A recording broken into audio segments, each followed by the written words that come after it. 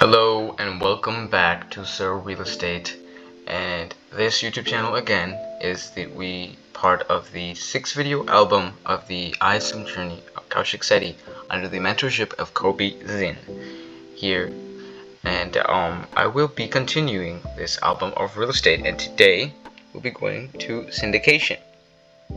We'll be diving into the world of real estate syndication, its repercussions, and what it truly is, and how it is fitting into the broad landscape of real estate here.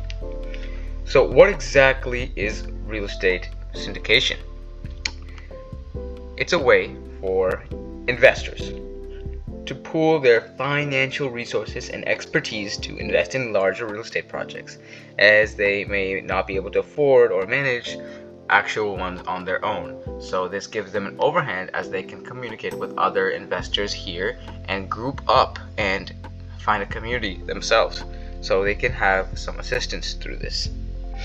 Well, first of all, it involves a sponsor or a lead investor, which is like the leader in this group, who identifies an investment opportunity such as commercial property or apartment complex, and then the sponsor will create a legal entity, which often is a limited liability company or an LLC, which I'll get into later, or a partnership to raise capital from individual investors known as limited partners. As a limited partner, you contribute to the capital of the syndication and in return receive ownership of the shares or units in the project. The sponsor typically manages to the day-to-day operations of the investment, including management, eventual sales, and including property acquisition as well. One of the key benefits of real estate here is actually diversification.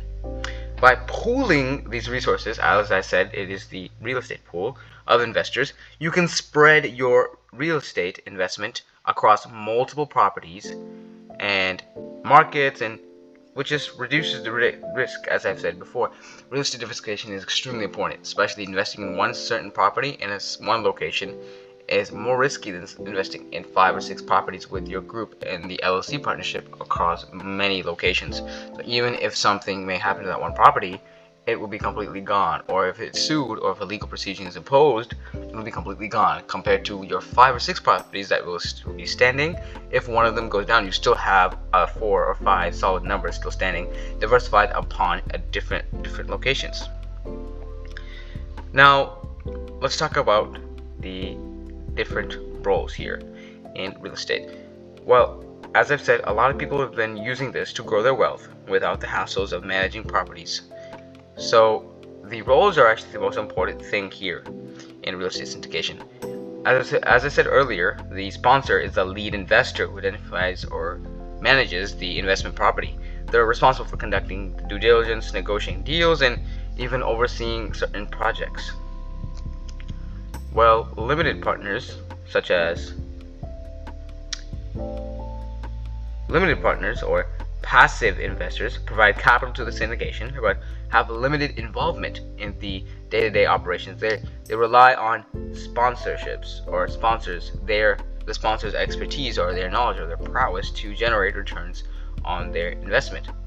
So how did people get started with real estate syndication? First, you have to do your research on your own and find reputable sponsors, as I said before. So you have to make a background check on them. You must know who you're getting the sponsor, as you may not know how qualified they may be. So meeting them is definitely an option, whether it's online or in person, but just getting to know them is something you can do just to take off your checklist in order to prove that they are a reputable sponsor.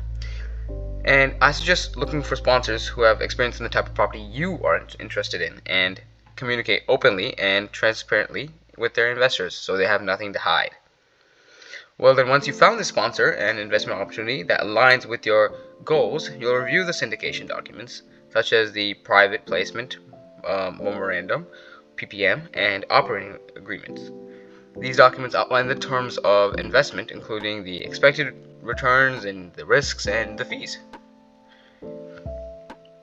I will go back, as I said before, and talk about the definition, as it is also something that has been said in my previous videos, and I want to continue using this to attract my audience here. It is a strategy where multiple investors, as I said, pool, keyword pool, their financial resources to invest in certain projects, where typically one investor, known as the sponsor, the lead investor, identifies and manages the investment property. The sponsor creates a legal entity, such as a limited liability company, an LLC, to raise capital from individual investors who become limited partners. And that's it. As a small recap, I would continue the summarization portion. Now, the limited partners contribute capital to the syndication, as I said before, and receive ownership shares or units in the project. The sponsor is responsible for managing the day-to-day operations of the investment, including management and eventual risks, and even property acquisition, which is extremely important. Thank you for watching this video of real estate syndication, and I hope you continue watching this 6-video album, as I will unveil to you my journey of ISM and how I'm here to assist novice investors just like me and take an overhand in the realm of real estate as a young one. Thank you so much, and subscribe and like to Sir Real Estate.